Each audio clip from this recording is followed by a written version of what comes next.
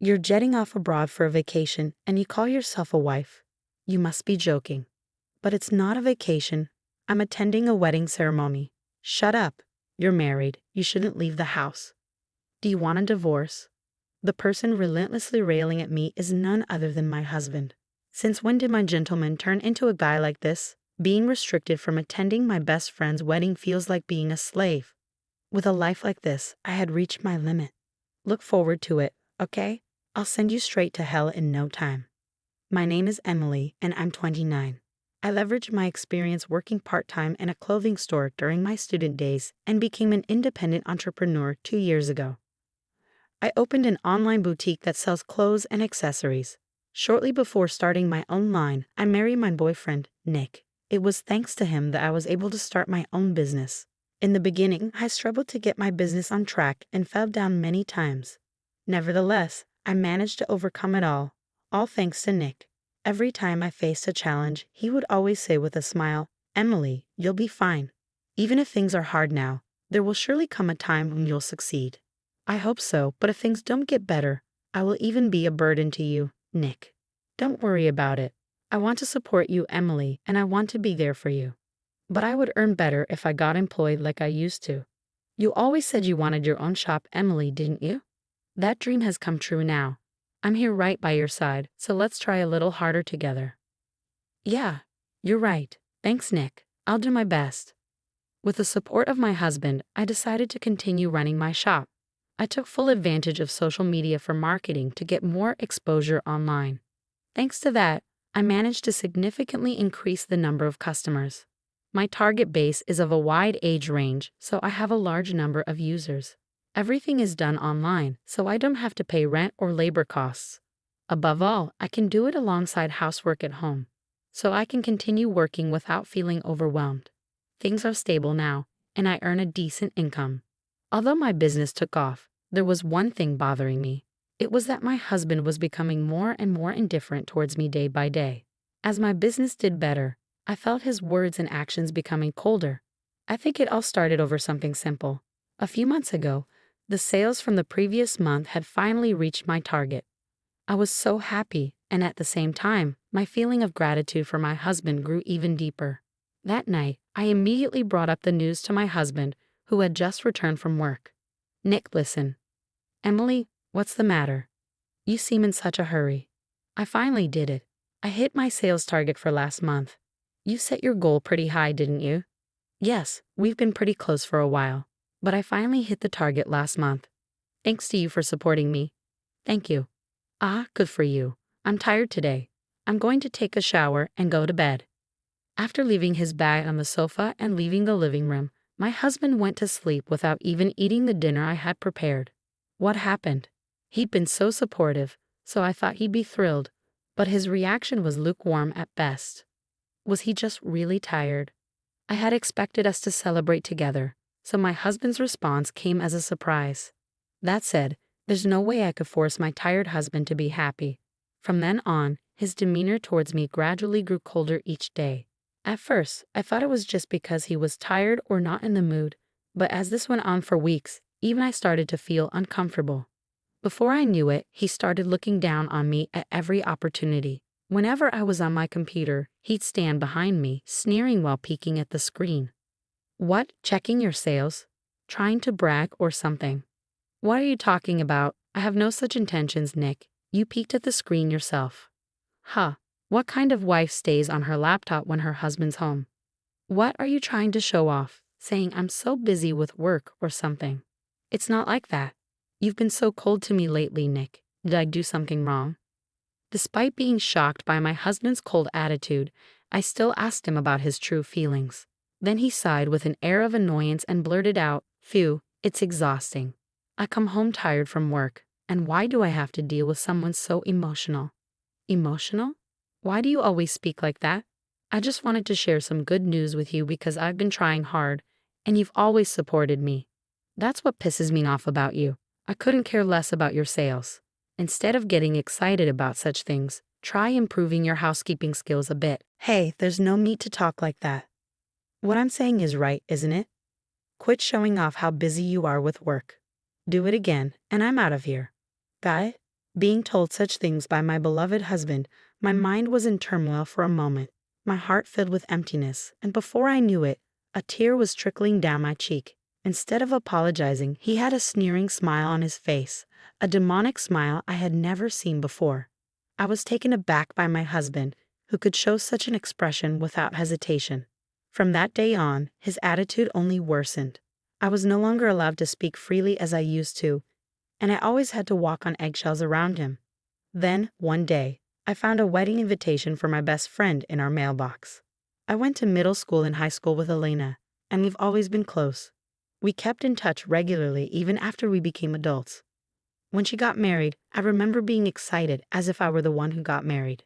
Now she's abroad with her husband, and the invitation said the ceremony would take place overseas.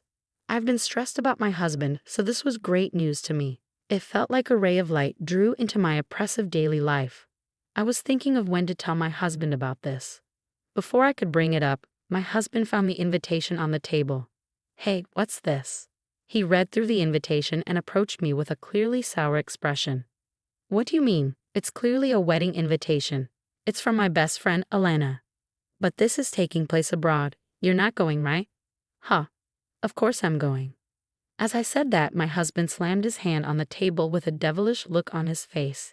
He let out a deep voice I'd never heard before. "You've got to be kidding me. While I'm working my butt off day in, day out, you're just lounging around at home on the computer, and you're planning on skipping housework again just because of a wedding." "No, you've got it wrong. That's not it. I just want to attend Elena's wedding." "Shut up. We're married. You shouldn't leave the house. Do you want to get a divorce?" Being so casually threatened with divorce, I froze on the spot. He continued his tirade mercilessly. "I feel bad for your best friend too. If you're only using her wedding as an excuse to leave home and not to celebrate her marriage." "What are you saying? It's my best friend's wedding. I'm attending only because I want to celebrate it. Just what's so hard to understand?" "Oh, you're so annoying. Quit being so cocky because your business took off. It's your attitude that ticks me off. When will you get it? Huh?"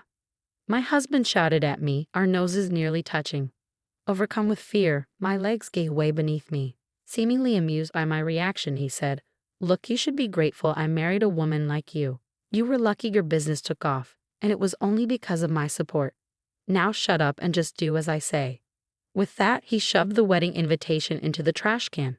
The moment he did that, I felt my blood rush back into my body. At this point, I was so infuriated that it would have been an understatement to say that my blood was boiling. He had not only thrown away my dear friend's invitation, but also insulted my feelings. I was so bitter I realized I had unconsciously bitten my lip hard. Unforgivable. Who does he take me for? Just because he hates me doesn't mean he can do whatever he wants. I am not his slave, and being his wife does not make me his possession. If my days are going to continue like this, I might as well be the one to ruin it all. I don't care. I'm attending Elena's wedding no matter what. Without resisting, I bided my time until the wedding, carefully making preparations for my overseas trip so he wouldn't find out. On the day of departure, my silent obedience seemed to have paid off, and he had already forgotten about the wedding. Before leaving for work, he nagged at me as usual at the front door. "Don't skip your chores today. Make sure dinner is ready. Don't you ever go against me, okay?" "I know. Have a good day." "Phew, you got it easy, don't you? You get to lounge around at home every day. I wish we could switch places." "Yeah, I was the one who pushed you to have your own line. I wish you were more grateful. Maybe I'll cut back my contribution to the household expenses from next month. It doesn't make sense for me to be the only one struggling." Mumbling such things, my husband left the house. Suppressing the urge to talk back, I patiently waited until he was out of sight. Once I confirmed that Nick was on his way to the station, I immediately began my preparations. I grabbed the suitcase I had prepared in advance, called a cab, and headed for the airport. I then took a flight to meet Elena. When I arrived at the destination she had booked for me, my phone rang. It was my husband. He must have realized that I was gone immediately after returning from work. As soon as I picked up the call, he began to yell, "Hey Emily, where are you?" Without even having dinner ready. "I'm at Elena's wedding." "What a wedding? I told you not to go. You broke your promise." "I never said I wouldn't go, and I don't remember making such a promise." "Don't mess with me. I've disciplined you over and over not to leave home. You're my wife, after all. Disciplined? What are you talking about? That's just you forcing me to put up with your selfish expectations. Perhaps angered by my defiant attitude, he yelled. That's it. We're getting a divorce. Look, if you don't want that, come back home now. Got it? Without waiting for my response, he hung up the phone. No matter what he says, I don't care because my mind is already made up. After my best friend's wedding, I spent a full day sightseeing before returning to the States. I arrived home prepared to have a talk with my husband, but he was nowhere to be found. On the table was a divorce paper. He had already signed it, and that wasn't it. My computer for work was completely smashed. By leaving the divorce papers and breaking my computer, he was probably trying to get back at me. There was not a shred of love left for him and me. I signed the divorce papers on the table and packed my things into my suitcase again. I took the divorce papers and headed to my parents' house. On my way there, I stopped by the city hall and submitted my divorce papers. When I arrived at my parents' house, I told them everything that happened. My parents were surprised at first, but their faces hardened as they listened. If Nick were there, my father would have definitely punched him. As I was relaxing at my parents' house, which I hadn't visited for a long time, my phone rang. It was a call from my husband. I didn't expect him to call this soon. I answered the phone without flinching. Hello. It's been a while, Emily. You're back in the country, huh? I got back today. So what? You're cold, huh? Oh, maybe you were shocked that I filed for divorce, huh? Huh. My husband seemed to think I was grieving. He continued in a condescending tone, which was noticeable even over the phone. Relax, I'm not serious either. I just wanted you to reflect on yourself, so I gave you a little scare. Reflect on myself. What for? You went abroad without my permission and had the time of your life. Had the time of my life? I just attended Elena's wedding. You're so persistent. That's what I mean by having the time of your life, leaving your husband behind, abandoning your housework, and going on an overseas trip. You're disqualified as a wife, you little. Enough already. Who do you think you are? Just because we're married, just because you're my husband, you think you have the right to control everything I do. What, Emily? Enough is enough. In the end, you just can't stand that I'm successful at work, right? You don't like having a wife who earns more than you. You're such a deadbeat. It's pathetic to be jealous of your wife. If it bothers you, go ahead and make more than I do. Emily, did you just say that? I'm seriously gonna break up with you. Go ahead. In fact, we're already divorced. What? I filed for divorce. There's no way I can continue being married to a piece of trash like you. Just so you know, if you think you can break me with such threats, you got it wrong. I'm not gonna let you manipulate me. Don't ever show me that disgusting face of yours again, you jerk. He must have been shocked by my harsh words. He fell silent, so I said goodbye and hung up the phone. Afterward, I hired a lawyer and billed him for the desktop he destroyed. Moreover, the text and voicemail messages came in handy. His attempts to control my actions and his constant verbal abuse were proven, and I was able to collect damages. As a result, his savings dwindled and he was left in debt. His parents refused to help him, saying it was his own doing, and he ended up having to borrow money from loan sharks. Now he's stuck in a vicious cycle of borrowing to pay off debt, wandering in hell. He was never a high flyer, and I heard that he made mistake after mistake at work, eventually being sidelined. On the other hand, I've been living at my parents' home since the divorce. Thankfully, my current job doesn't tie me to a particular location.